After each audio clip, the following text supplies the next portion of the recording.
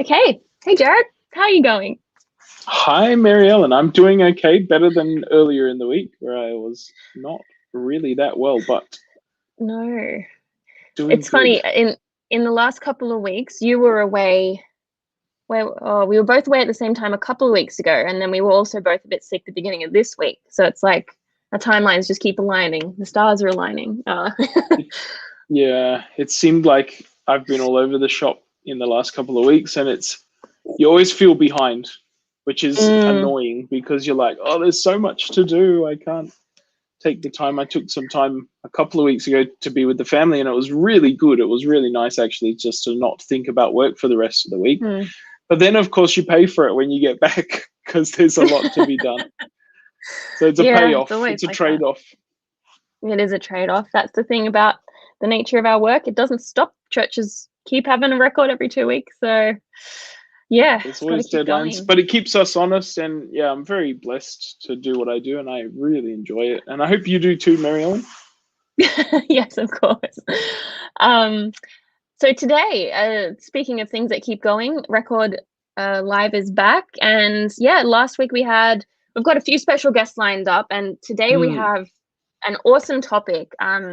It's all about religious freedom and whether we should be speaking up about it or whether we should just, go with the flow of whatever society dictates and all of those juicy things in between.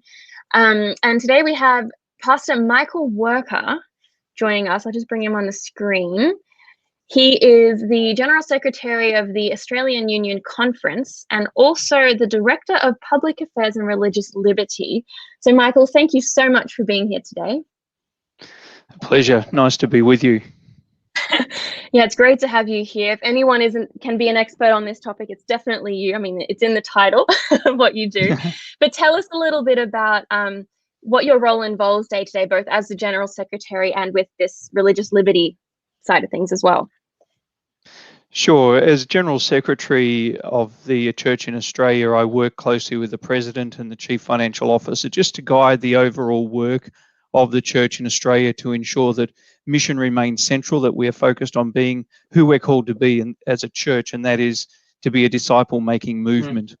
And really, my work in public affairs and religious liberty is saying, how can we be positive ambassadors, positive influences in our society, and what influence can we have in the legislative process as a legitimate voice in the public square to speak up for what our Christian values are all about? Not to say that others can't have their values, but all of the different perspectives in our society all need to come together for the good of our society. Wow, that is no small task. It sounds very like putting all of that into action just sounds like an impossible task, honestly, because there's so many church members in Australia and just so much happening, and every local church is different. But yeah, there's been, I guess, recently in the news, especially in Victoria, there's been some things happening with religious liberty with regard to actually, maybe I'll let you explain it because I'm probably going to put my foot in my mouth. But just to start off the conversation today, can you tell us what religious liberty actually is? Freedom of religion, the definition of that perhaps, or what that looks like in Australia, maybe compared to the rest of the world, to get some context. Sure. Well, the United Nations in their Declaration of Human Rights have identified a number of unalienable human rights, basic human rights. And in Australia, all of the basic human rights have been provided protection at law, except for one, and that is religion. And in fact, Australia is the only Western democracy in the whole world that actually hasn't taken the opportunity to protect the freedom of religion, the freedom of expression in its legislative framework. And really, that's of great concern. And one of the things that we advocate for where we can. Yeah. So, absolutely. Michael, I guess on that, the concern is not necessarily that, compared to other parts of the world, Australia, which we're talking about at the moment, is maybe doing okay in terms of religious freedom. But the concern is that because it's not protected in law, that things could change and we wouldn't have any power to do anything about that. Is that the concern?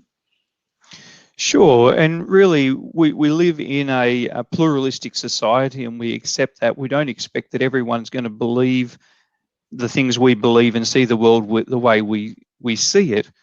We're not looking for the right to have a club in our hand that we can discriminate against others, but we really want to have a shield in place where we are protected from those who discriminate against us, so that we can have the freedom to live out our faith and live out our beliefs, just the same as we want the right for people of all faiths, and even people of no faith at all, to be able to live life how they want to, whilst balancing all the various competing human rights, making sure that, discrimination on gender, discrimination on race, and all of these other things are all equally protected, so that we can all get along and live and let live in many respects. Just to follow up, Michael, I don't know if you know the answer to this question, but I guess we often hear from the Christian perspective. Are there people from other faiths that are also concerned that some of this isn't law in Australia? Buddhist, Hindu, or Jewish, Muslim, any of the other major faiths that are also working in this space? Yes, look, it amazes me the opportunities that this role provides. And as part of what I do, I often have the opportunity to meet with different politicians to represent the Seventh-day Adventist Church, and also to mix with other faith leaders. And we have an informal group that's made up of key leaders of most denominations in Australia. We meet regularly with Muslim leaders, Jewish leaders, and even have had opportunity to meet with Buddhist and Hindu leaders at different times. But really, when it comes to the Abrahamic religions, your Muslims, your Jews, Jewish faith, and Christian denominations, we have fairly similar views in this regard about the freedom to practice our faith. So there's a great synergy going on. Can you tell us a little bit about, because I know I'm not sure how frequently you do this, but I've definitely seen news articles and record before about, you going to Parliament House and lobbying on behalf of freedom for faith alongside other denominations and things like that. Can you tell us a bit about what that looks like, on a day-to-day level? Like, are you in meetings with, government representatives or politicians? And also what the government's attitude towards religious freedom is kind of generally? It's an area that I'd love to spend more time, to be honest, and there's lots of opportunities, and I think it's really about building networks, having conversations, breaking down barriers, and having those informal as well as those formal conversations. And what we tend to do is part of the network of connections we've developed. There's some wonderful Christian and other lawyers of other faiths as well who really understand constitutional law. They're academic lawyers who write really good material. And together as faith leaders and Christian legal academics, we can work together to have input into the process, to sort of say, hey, this is what we see as being the best way for a pluralistic modern society to exist in Australia. And Freedom for Faith is an organisation that we've been associated with since its inception. We were one of the founding members, and in essence, Freedom for Faith is a Christian legal think tank. It brings together Christian lawyers to look at how can we practically respond to legislation that's put forward at state and federal levels, and even make recommendations or suggestions of how those proposed pieces of legislation can be improved for the good of our whole society. And so Freedom for Faith is non-partisan. It's not a matter of saying, well, they're on this side of politics or the other side of politics. They try and stay out of that and say, we need to talk to all sides of government, all sides of politics, to say, hey, these are some perspectives, these are some values that we have that we think are for everyone's good. And the government's response to that, like, I know our Prime Minister is a Christian, so has that been well received, and is the dialogue open there, or is it, you have to tread carefully? Or look, one of the challenges is that the Prime Minister made a commitment going into the last federal election that they would bring forward a religious discrimination bill on the back of the same-sex marriage legislation. And we understood that there's been 2 exposure drafts, and we understood that was being prepared, ready to be presented to Parliament last year, but then everything went up in the air last year. You know, we're still dealing with COVID. I'm living here in lockdown central in Melbourne, and so really, and rightly so, the government should have been focused last year on responding to the pandemic. But we're really getting to the point of saying, hey, you know, things are largely under control in Australia. It's time for some of the regular items of business to be attended to. And this matter's been outstanding since the Ruddock Review back in 2018, where Philip Ruddock and the team that worked said, hey, we really do need to protect freedom of religion in Australia, freedom of expression, freedom of association. This is a real need. What are some of the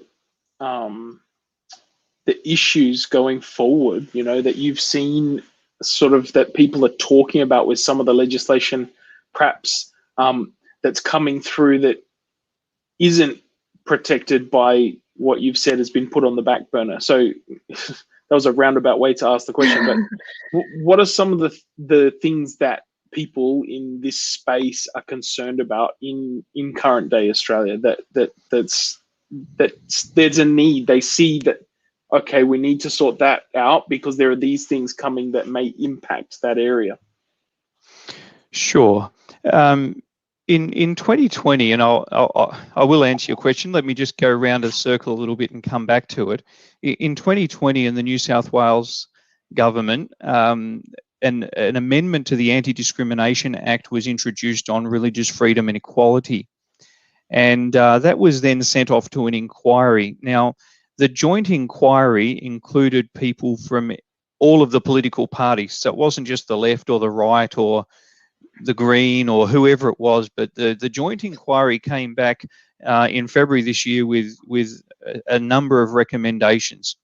And one of the things that this joint inquiry said is there is a need to protect individuals and not-for-profit organisations, religious organisations, from discrimination on the grounds of religious belief or activities.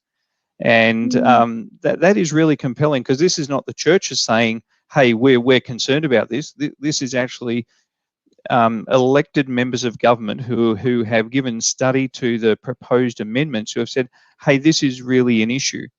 And there's an organisation called the Human Rights Law Alliance, and they are working tirelessly to defend individuals and faith-based organisations who feel discriminated against or are being discriminated against on their views, and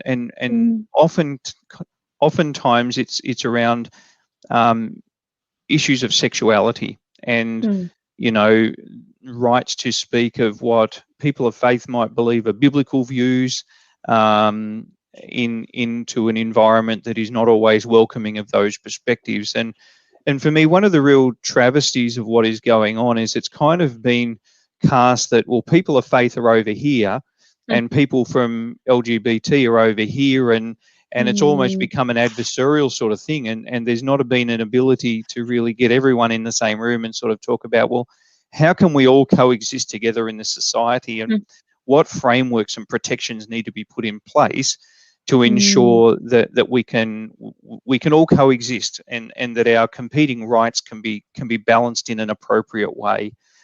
So that's really the flashpoint. That's the pressure point, and we're seeing that particularly in the Victorian arena at the moment. And happy to come back and speak about some real specifics where really concerned that there's been an overreach in some of the aspects of the recently passed Victorian legislation.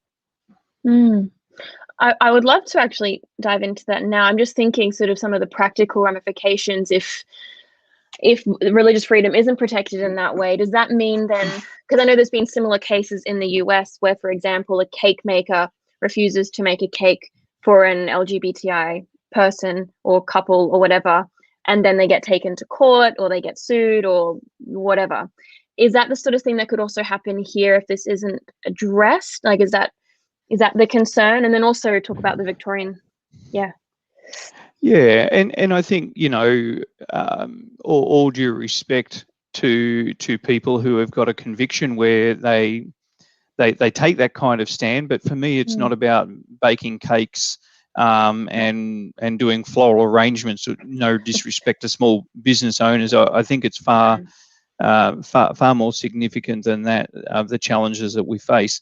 At the moment, there are some protections, legislation that say, well, as a faith-based organisation, you are allowed to preference the recruitment of faith-based people into your organisation. So at the moment, we are allowed to have the preference to employ Seventh-day Adventist teachers in a Seventh-day Adventist school, and a Jewish school can preference Jewish teachers, and same with a Muslim school, Muslim teachers.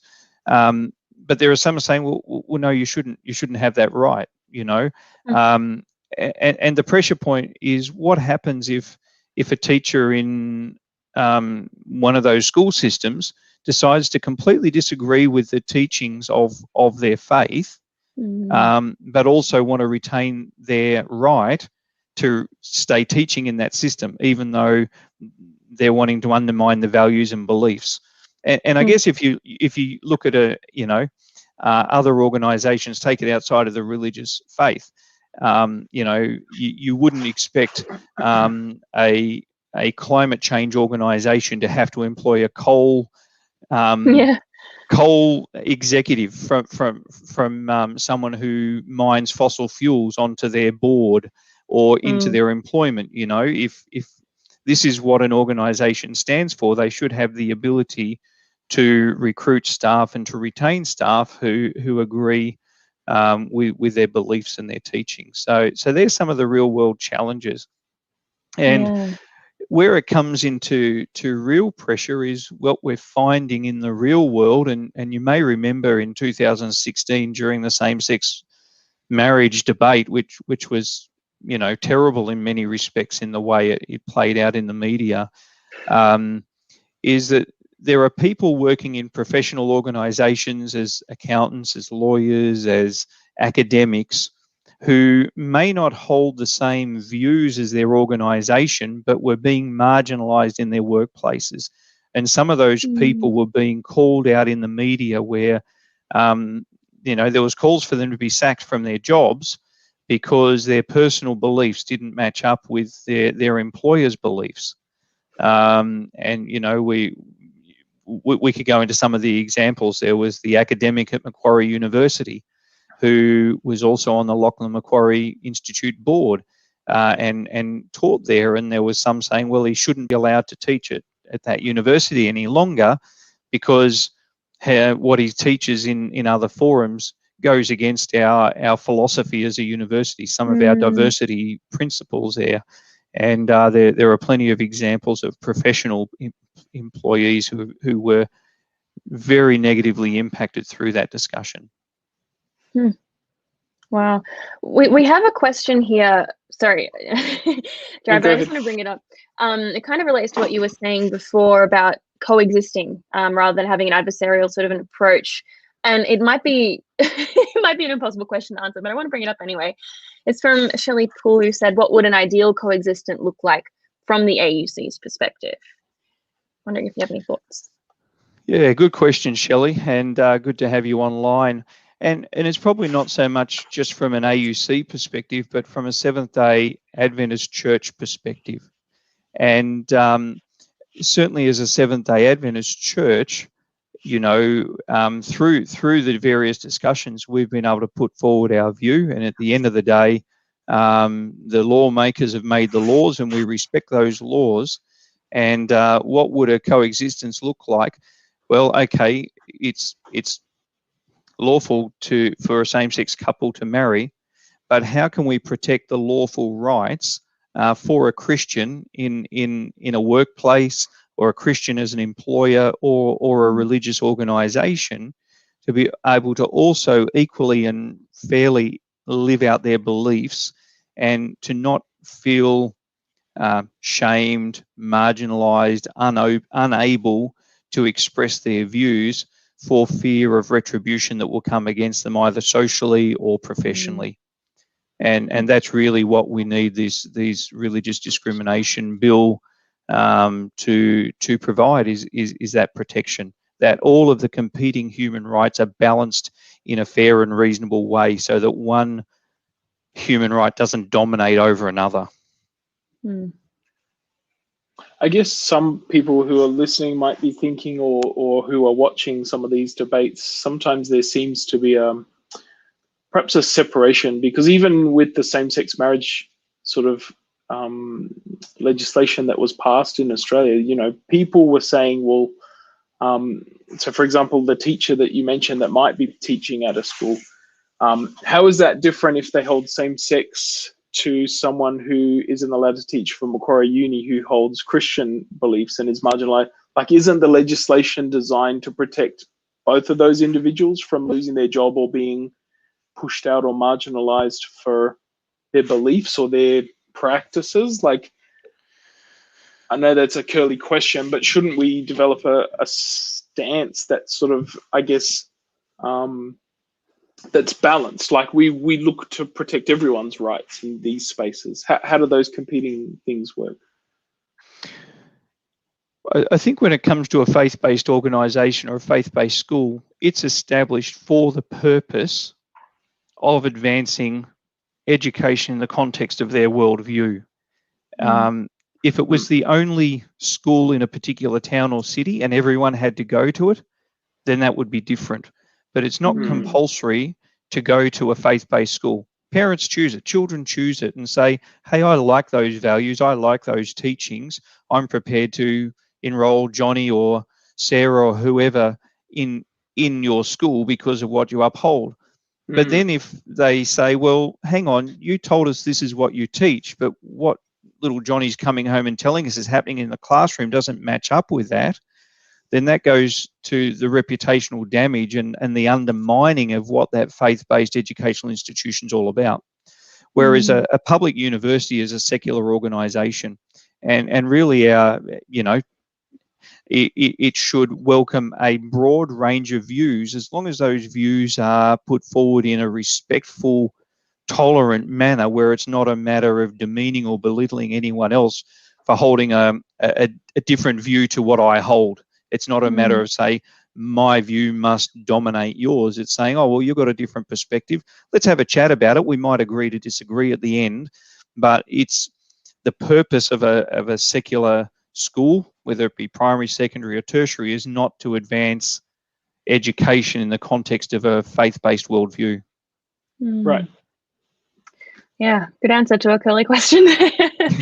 I guess one of the things when we talk about religious freedom, going maybe a little bit broader here, is sort of holding an individual perspective versus having a broader societal perspective on the issue, right? And I see a lot of Adventist Christians, actually name any worldview, like it doesn't matter what worldview, but sort of like associating religious freedom with the ability to then push their view onto others, right? So we saw this, I think, in the same-sex marriage debate or referendum or whatever, where, if I voted no, then everyone else should believe no. If I voted yes, then everyone else should believe yes. And obviously that creates a lot of tension.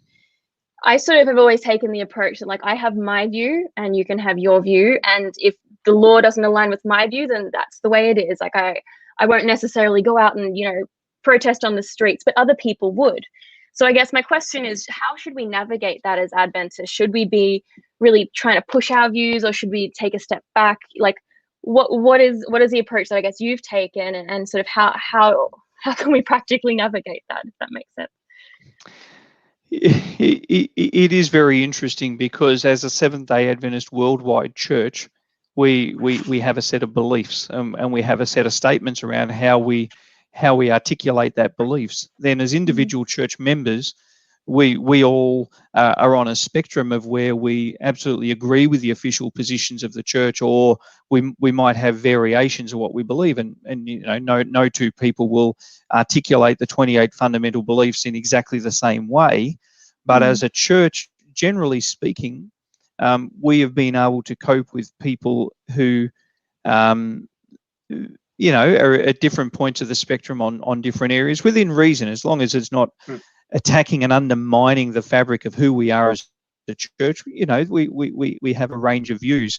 So when I go into a meeting, it's not a matter of saying, what does Michael Worker believe? But what is the position of the Seventh-day Adventist Church? I think for me as a Seventh-day Adventist, we believe that God, through Jesus Christ, wants every human being to enter into a saving relationship with him. Not everyone believes that. And for me, the idea that everyone has the opportunity to experience the joy of salvation in Jesus means that I need to be gracious in how I go about putting forward my view. I'm not to set out to burn bridges or to attack people or to be hostile in that. And I would hope that what we put forward as a church would present it in that way. And, I would encourage all of us as members that when we articulate our view, when we say, this is my worldview, this is what I believe to be biblical, that we do it in a gracious way, that we do it in a way where we build relationships with other people, where we look to establish common ground so we can come to mutual understanding. We don't want to be beating people over the head with a club and say, well, this is the only way. We might believe in certain biblical truth, but when we look at how Jesus interacted with people on this world, it was always with an approach to be redemptive, to be restoring, to be building up relationships. And so that's how I endeavor to approach it. Some people feel it comes across that way. Certainly I've received feedback that it doesn't always come across that way, but that's what motivates me in how I share our perspective. The worldwide Seventh-day Adventist Church has always had an emphasis on religious freedom and that sort of thing. It seems to be a fairly strong area that we've facilitated worldwide meetings with. That the church is passionate about. Why is that? Where does that come from? Why is it sort of part of our church? Why is it important for us as a church to be in this? Because many people in the church would say, but we shouldn't lobby. We shouldn't get involved in politics. We shouldn't look at legislation and things. We should just spread the gospel and stay out of the government, separation of church and state. And yet for the Adventist church, this has always been an emphasis. But where does that come from? A little bit of background on that and why you see it as really important today. We've sort of covered a little bit, but why is it important to maintain that emphasis? You're right. Public affairs and religious liberty has been part of the world church since its inception. Since the early 1850s, we've been involved in advocating in this space. Just before I go on with that, let me just talk a little bit about what separation of church and state means for me. There's two kind of streams of separation of church and state. There's what's called soft secular and what's called hard secular. Soft secular is a society that we've tended to enjoy in Western democracies. And the idea of soft secular is to say, well, the church is here and the state is here. The church shouldn't tell the state what to do, but the church has a worthwhile perspective to share, to add into the public discourse that creates a values-based foundation for our society. And then as a result of expressing that view, of putting it forward, of sharing those values and principles, the state then makes legislation for a fair and equitable society. And that's really where we've been. What we're moving toward is what is known as a hard secular point of view, where is basically the voice of people of faith is not wanted in the public square, where it's a view that really, you guys go over on the margins, you do your own thing over in the corner. We really don't want to hear from you. We don't think you've got anything of value to add to society in general. And what I fear is that we're moving from being a soft secular society in Australia, where we've welcomed a faith-based perspective as part of the public discourse, to increasingly being marginalised for various reasons, and we're moving more in a hard secular direction where, go off over in the corner and do your own thing, but leave us alone. We don't want to hear from you. Keep it to yourself. Keep it private. Keep it to Faith yourself. is private. We don't want to hear about it. Yep. Yes, and don't share it with us, please. Well, probably not even please at times. So in that context, so, I mean, our early pioneers were involved in the Underground Railroad in the US, where our early church pioneers were involved in getting African American slaves out of the US and into Canada. I mean, they were trailblazers in that space.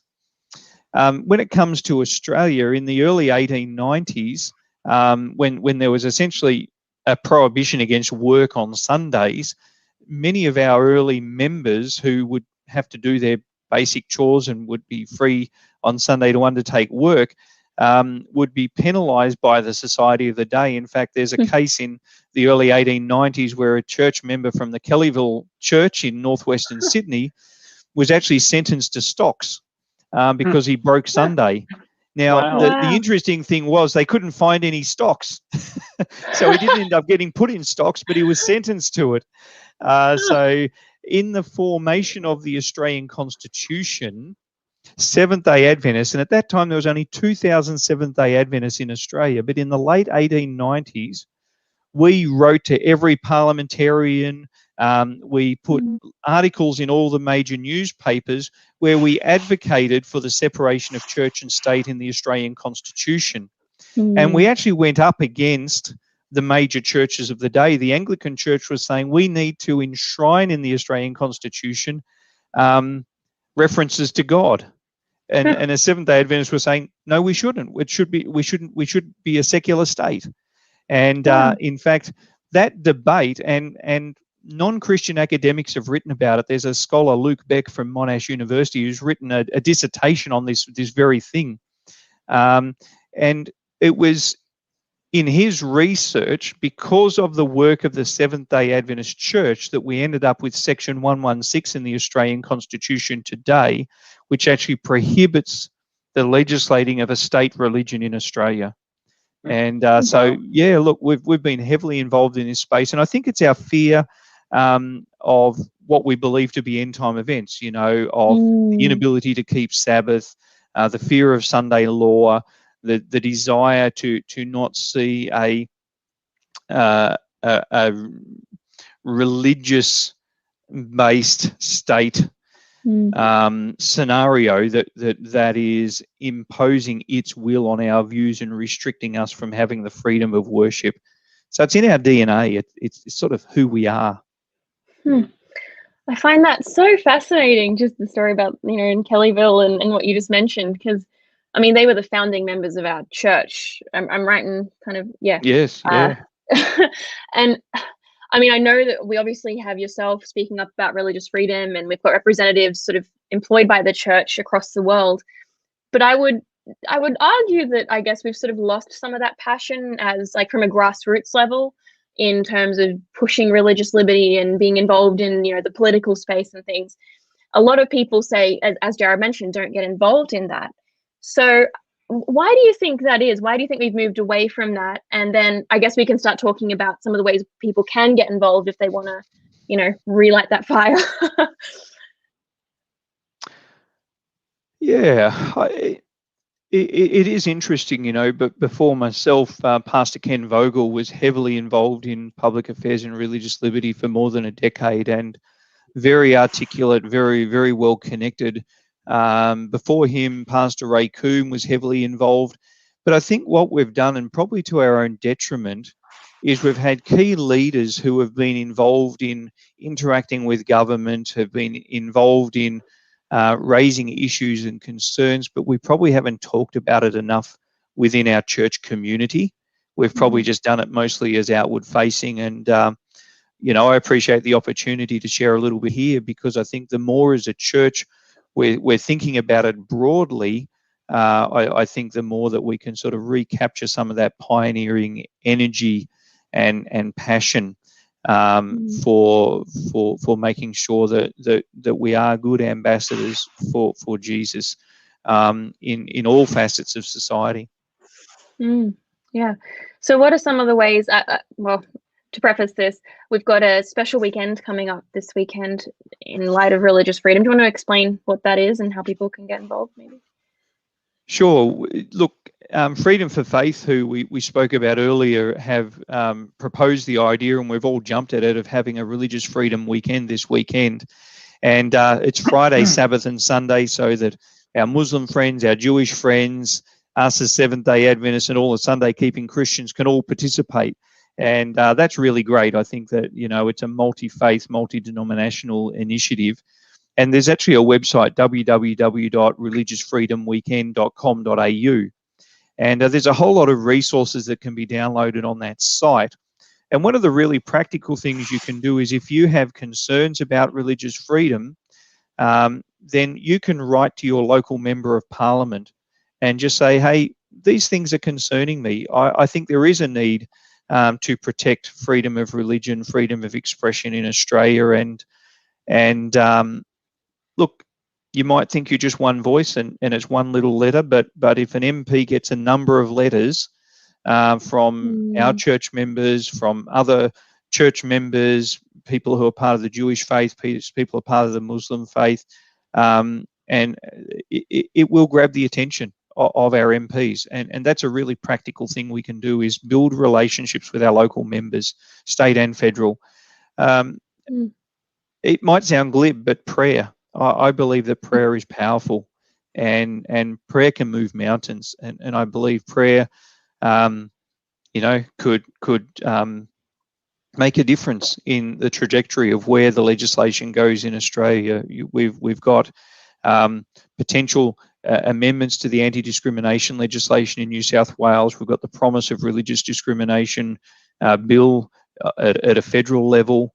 We've got some real challenges when it comes to the change or suppression legislation in Victoria that have the potential to have a really significant impact on how we operate as a church, not just in Victoria, but around Australia. So, yeah, there's some really important things that we can be praying for as well. I don't know how much you're aware of some of these things, Michael, but sort of around the world, the picture, what can the Australian church, or are these conversations in the spaces that you're having, are there able to be conversations had about what's happening in other countries in terms of Christian persecution? Because I think that's part of religious freedom. Yes. That it certainly interests me and breaks my heart sometimes when I see some of these stories of really of violence and destruction of faith communities all around the world, or individuals who are targeted because of their faith, whatever that faith is. It's not always Christians who are persecuted, but we know the stats say that there's a lot of Christians who are facing those sort of conditions around the world. Can you give us a picture of what you know in that space, what's happening in your circles, and then what we as church members can do in some of those spaces as well? On Friday night, we're actually having a special prayer meeting. The South Queensland Conference prayer team have actually set up a Zoom prayer meeting. And if you go to their Facebook page, the details, South Queensland Conference Facebook page, there's the details of the prayer meeting there. We can share them with you. And our World Public Affairs and Religious Liberty Director, Dr. Ganoun Diop, who's originally from Senegal, is actually going to join this prayer meeting on Friday night and just give us a little bit of insight into religious persecution around the world. And you're right, our pressures at the moment in Australia are nothing compared to what is happening in many different countries around the world. And it would be really great to hear his report, to hear him share what the prayer points are and the pressure points are, and to hear a little bit about what we can do practically to support religious persecution that is going on around the world. And unfortunately, my work in Secretariat, as well as the work I do in religious liberty, keeps me fairly much focused on the Australian scene. And while I have an interest in those other areas, look, I can't speak in a lot of detail about the specific challenges, but very aware of the backdrop. There's as a Seventh-day Adventist Church, we actually begun an organisation called the International Religious Liberty Association, IRLA, and their website, irla.org, is a really valuable place where we can find out some of the challenges around the world that are going on, what we can do to practically make a difference in that space. So, yeah, sorry, can't give you a lot more than that, but certainly there are challenges for people of faith across the world. And it's only getting worse. You know, the world is certainly becoming less tolerant toward people of faith. Mm. Yeah. And there seems to be a sort of, the church sometimes does a lot of work in the background that I don't think our members hear about or appreciate. And sometimes that's to protect the people on the ground and to not force governments to do things that they might like to strong arm or you know, to save face. They allow them to work in the background to sort of get the right outcome for the individuals who are involved. And so I think, unfortunately, we don't know a lot about what the church is doing to be a positive force in some of those countries, in some of those areas where people are really heavily being persecuted. Yeah. And there's some real challenges even here in Australia. A couple of years ago, I was helping some Adventist medical students who were being told that they had no choice but to do a practical exam on the Sabbath. And they were told that if they didn't do it, they would fail that, and they would drop out of their course. And they were a long way through their studies, and they'd invested a lot of time and a lot of money. And the back and forward between these three very courageous Adventist young people and their local university went on for a series of months. And they had to escalate it a couple of times. And in the end, it was the university's diversity policies and inclusion policies that they were able to lean on to convince the university that, and you can kind of understand the university's perspective. You know, no time suits everybody, and practical exams can be very costly. But there was just no grace being shown toward them. But I really admire their courage, and just you know, we prayed for them, we gave them some practical resources, but they did a lot of the hard legwork themselves. They read, they researched, they wrote letters, amazingly articulate, respectful, well thought out letters, and in the end, God blessed them. And after, must have been a good 6 months, finally the university said, yeah, okay, we will make an exemption for you. And you know, kind of reminded me of sort of like a Shadrach, Meshach, and Abednego. You know, these young people just said, you know, I believe the Sabbath, and I'm not going to cut the corners and just do this one exam because it's all too hard. They stuck their stake in the ground, and God blessed their faithfulness. And you know, for me, I find that just so inspiring, that God came through for them. And you see that time and time again, that when we do trust in God, when we stick absolutely to what we believe to be biblically true, that God comes through even in 2021, just like he did for Bible characters of old. Yeah. Wow, I love that. That's a really great story. Thank you for sharing that. Very encouraging. And I guess it really goes to show why one of the reasons why we should try and promote and care about religious freedom for the students like that in Australia, for example. We are running out of time, but before we go, I'd love for you to give us maybe just a bite-sized message about why the average church member should care about religious freedom. And then if there's anything else you'd like to share that we haven't touched on yet, please feel free to do so. But yeah, why should we care? Yeah.